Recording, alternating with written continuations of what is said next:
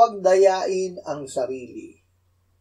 Alisin ninyo lahat ng karumihan at ang nalalabing kasamaan at tanggapin ninyo na may kaamuan ang salitang itinanim na may kapangyarihang magligtas ng inyong mga kaluluwa.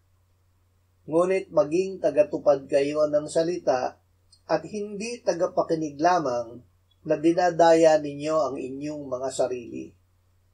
Sapagkat kung ang sino man ay tagapakinig ng salita at hindi tagatupad, siya ay katulad ng isang tao na tinitingnan ng kanyang likas na mukha sa salamin, sapagkat minamasdan niya ang kanyang sarili at umaalis, at agad niyang nalilimutan kung ano ang kanyang katulad. Ngunit ang tumitingin sa sakdal na kautusan, ang kautusan ng kalayaan, at nananatili na hindi tagapakinig na malilimutin, kundi tagatupad na gumagawa, siya ay pagpapalain sa kanyang gawain.